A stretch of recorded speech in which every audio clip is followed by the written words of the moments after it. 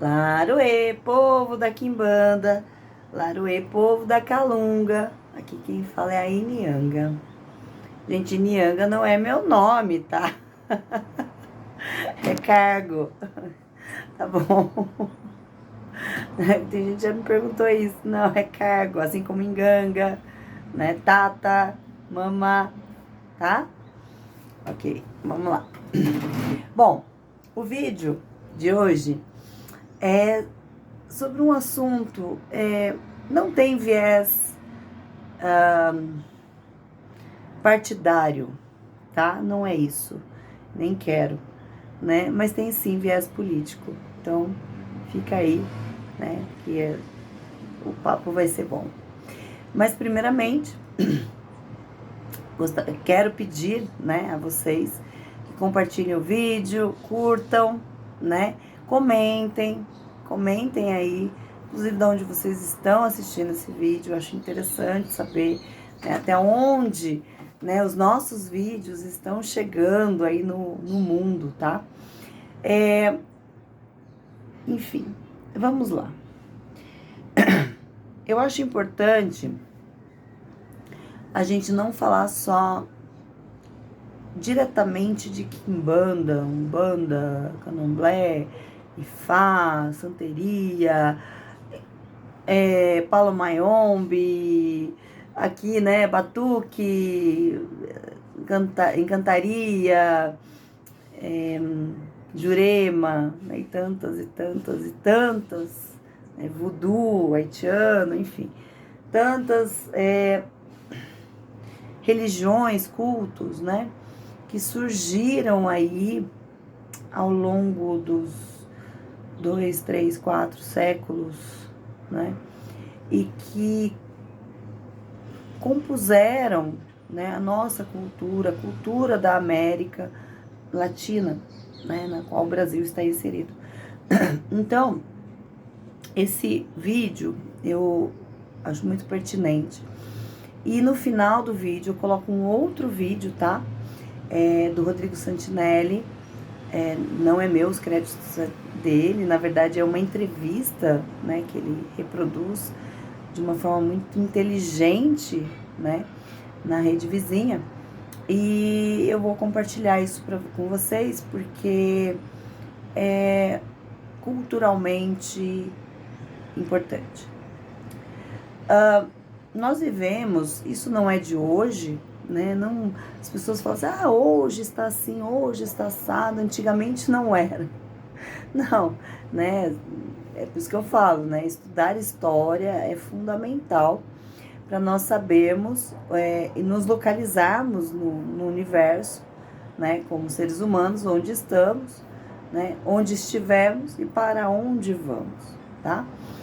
Então eu ouço muito isso e eu acho engraçado porque realmente falta alguns entendimentos e conhecimento. E aqui o meu papel é sim trazer o que eu posso, né, dentro deste universo e o propósito do canal também. Não vou trazer explicações, informações da Quimbanda hoje, tá? Muito menos de outras, né, que a gente sempre fala.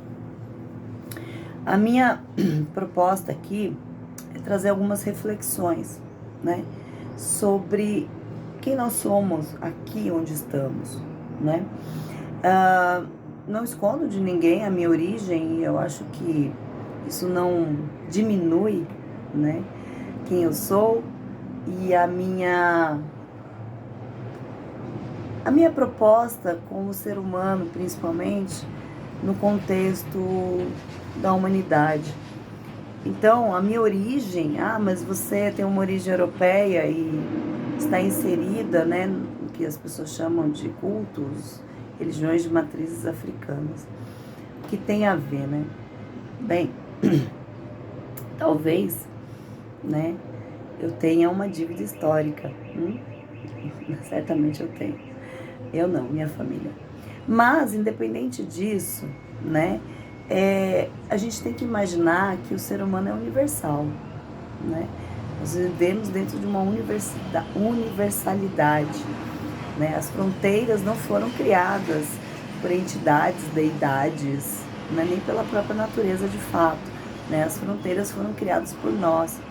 A classificação de etnia foram criados por nós, né?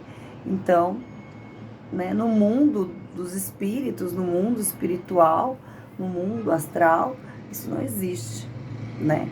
Então não faz sentido, né, nós trazermos isso como uma retórica, né, uma narrativa de justificativa ou de explicação ou de você tá fora, você tá dentro, certo? Isso não existe, mesmo porque, né, eu sou, né, tutelada pelos caveiras, né, e os caveiras não têm, né, esse tipo de freio ou entendimento, né? O povo dos caveiras é caveira, né? Não tem preto, branco, cor-de-rosa, verde, azul, amarelo. Não existe isso, né? Entre as caveiras, né, quando a gente estuda biologia, o máximo que existe é distinguir se era homem ou mulher. Isso dá pra ver, mas o resto não, tá? Então, é importante a gente repensar algumas narrativas, outras narrativas que existem sobre ancestralidade, né? O que é ancestralidade, até que ponto ela vai, né? Por exemplo, no Ifá, até a 7ª geração, né, anterior, mas a gente sabe que isso não eles trabalham até a 7ª, entendeu? Não é que existe até a 7ª, é que o trabalho, o alcance do trabalho dentro do Ifá, dos estudos dentro do Ifá, até a 7ª geração anterior. Mas, quando a gente pensa em ancestralidade, a gente está indo muito além, né? São DNAs de milhares de anos. Existe, sim, uma ancestralidade da Terra, né? Enfim, a coisa, ela se expande demais. E eu acho que tem que se expandir mesmo, né? A gente tem que sair da caixinha, né? A maioria fica numa caixinha. Então, a fala aqui não é partidária, mas sim de cunho político, com certeza, né? Quando nós nos deparamos com assuntos políticos, pautas políticas, que visam segregar, que visam criar guerras, que visam criar quem é melhor ou quem é pior, né? Vamos pensar aí nos supremacistas brancos, não quero falar de direita e esquerda, mas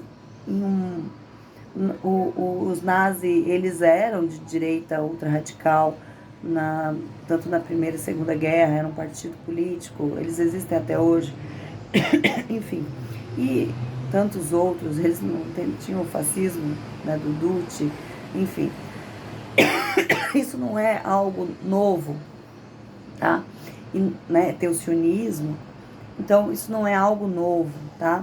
Isso é algo que existe muito antes do século passado. E a gente sempre foi norteado nesses aspectos, né? Até ocultistas que falavam que da incapacidade do povo preto em determinados assuntos ocultistas, né? Ou dentro da ciência, como muitos tentaram defender e hoje foi tudo derrubado. Então, assim, isso não é novidade, tá? Não é novidade na humanidade.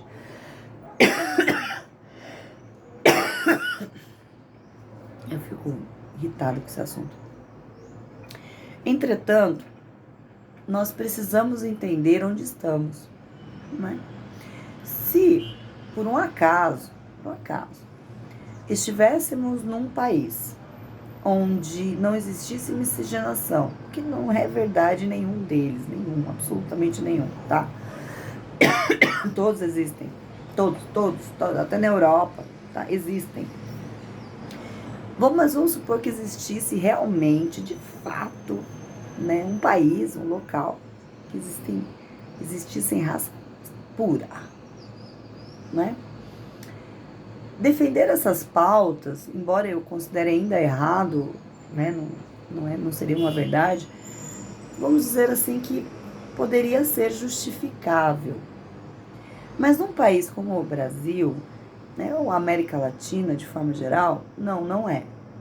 Não é. É inadmissível esse tipo de conversa, tá? Porque aquele preto, né, que se diz capitalista, ele é o primeiro a ser preso na rua, né? Aquele preto que defende as igrejas evangélicas, os antepassados dele certamente foram escravos e vieram com outro tipo de religião. Então, é uma pauta estranha. Mesmo aqueles que se julgam brancos, será que são brancos mesmo? Deixa eu parar o vídeo, porque esse assunto me irrita mesmo. Voltei, dei uma respirada. Se vocês olharem a estatística, né, o povo preto, pardo, no Brasil, principalmente, que é a estatística do Brasil, são os mais pobres, são os mais excluídos, são aqueles que passam por situações muito complexas, difíceis, né? Não existe meritocracia num lugar onde aquele que nasceu, né, com boas possibilidades consegue um lugar melhor no mercado, enquanto outros não possuem, né, e não têm meios para isso. Então é muito fácil falar a culpa é de fulano, não, né? Não podemos olhar a sociedade e a sua constituição de uma forma tão rasa, tá? E quando eu falo o povo preto, não é porque eu estou segregando, né? Mas é porque existe uma segregação social, que na minha opinião é absurda, né? Então eles separam assim, o povo preto e o povo pardo. Aí vem brancos, né? E a maioria dos latinos não são considerados brancos em países, por exemplo, nos Estados Unidos, tá? Não são. Ah, mas eu sou branca, sou loira de olho claro. Você é latina? Então você não é branca, tá? Aí vem defesas, né? Pessoas falando sem um mínimo de conhecimento, parece que vivem dentro de uma bolha, numa ilha da fantasia, né? E elas mesmas sofrem problemas, porque, com exceção de empresários que, né, são cada vez mais ricos aqui, essas pessoas que ficam gritando na internet, etc., são pobres, né? São muitas vezes excluídos e defendem pautas estranhas, defendendo o dinheiro desses cada vez mais ricos e poderosos, né? Então a conta não fecha, certo? Aí vem, né, as pessoas falando daquele ativista americano, né, às vezes defendendo até, eu vi até político, né, e muitos de vocês votaram neles. Tudo bem, você lamentar a morte de alguém, ok, né, mas sustentar a fala daquele ativista é preocupante, né? Para quem não sabe, esse ativista, que eu não vou dizer o nome, mas é só vocês procurarem aí, que foi assassinado na Universidade de Utah, né? Ele defendia pautas bem estranhas, como misoginia, né? Que mulheres não deveriam estudar, e se estudar é para conseguir maridos mais promissores, que pretos eram melhores enquanto eram escravos, porque não existia índices de criminalidade, né? Que não devem existir, né? Que não existe homossexualismo, que isso seria uma perversão, né? Uma doença, tá? E outras tantas pautas que essa pessoa dizia. Eu não estou fomentando a violência pelo que foi feito, não é isso. Mas nós temos que ter consciência do que era dito por esta pessoa. Então, sim, lamentamos a sua morte, né, de uma forma tão drástica. Inclusive, ele defendia, né, o porte de armas, né, e foi, infelizmente, assassinado por uma pessoa que portava uma arma, né, e era permitido, que inclusive é da própria extrema direita deles lá, tá? Não é mesmo porque nos Estados Unidos não existe esquerda, tá? Aos democratas é centro, tá? Centro-direita. Então, eu tô falando isso com muito cuidado, porque tem sempre os malucos aí que interpretam as coisas de forma errada. Então, assim, a gente precisa entender o que está de fato acontecendo no mundo. Aí fala assim, mas em Ganga, o que a Quimbanda tem a ver com isso? Muito, muito, né? Primeiramente, que a Quimbanda que existe no Brasil, ela é única, né? Tem vertentes, mas ela é única, tá? E ela tem, sim, uma origem, né? Ela tem, sim, uma origem dentro do povo preto, né? Dos antigos escravos. Mesmo que hoje algumas vertentes não sigam, né, de fato, a cultura, né, os ensinamentos africanos da época, porque também isso mudou na própria África, né, e tem uma miscigenação com outras culturas, né, porque o Brasil é riquíssimo, é maravilhoso, eu sempre falo isso, nós não podemos diminuir a origem dela. E tudo aquilo que vem do povo africano, principalmente os antigos escravos, é visto como algo demoníaco, é visto como pecado, é visto como algo sujo. Tanto é que eles são chamados de negros, tá? Então, isso sim tem a ver com a Quimbanda. Isso sim tem a ver com a Quimbanda. Mesmo eu não sendo preta, eu não vou aceitar nada diferente do que deve ser.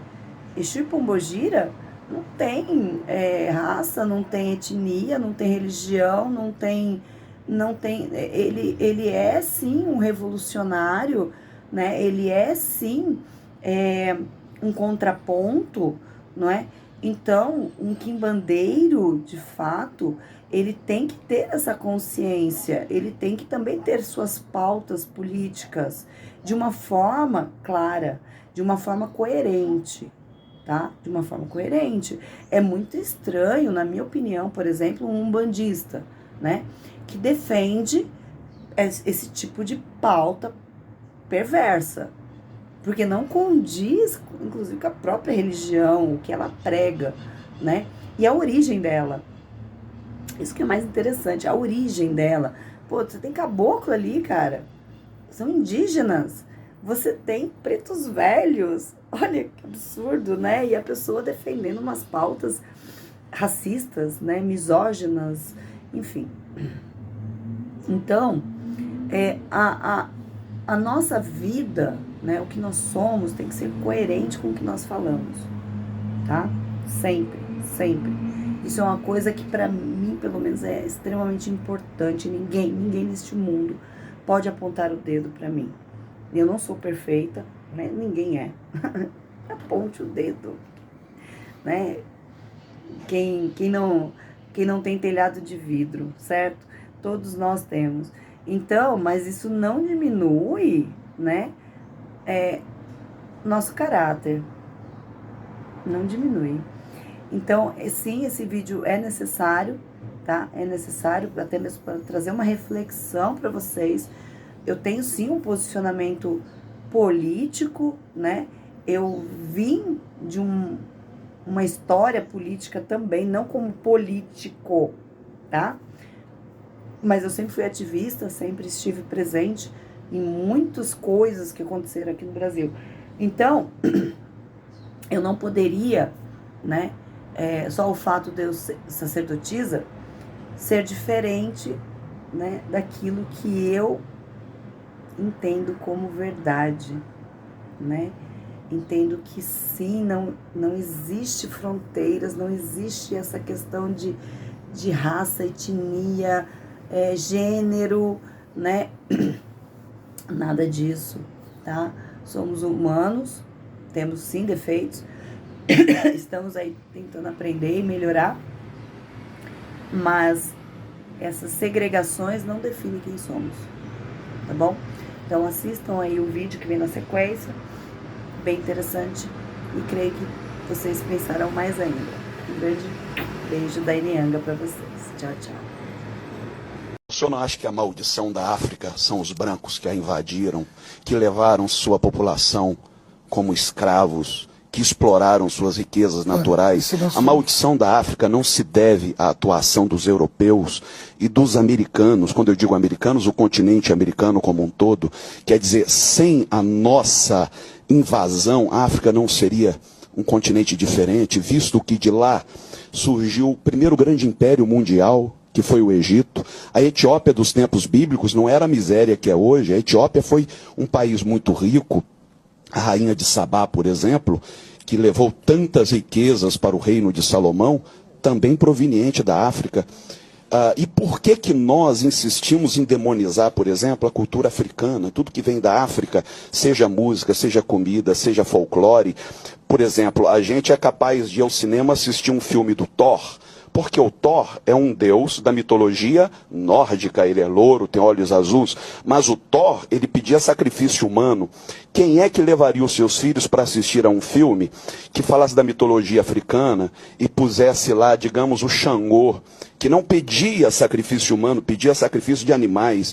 Por que a gente olha para a África com esse olhar? Não seria o momento da gente repensar essa questão e olhar com mais carinho, entender, abstraindo a questão espiritual, olhando com um olhar misericordioso pelo lado cultural?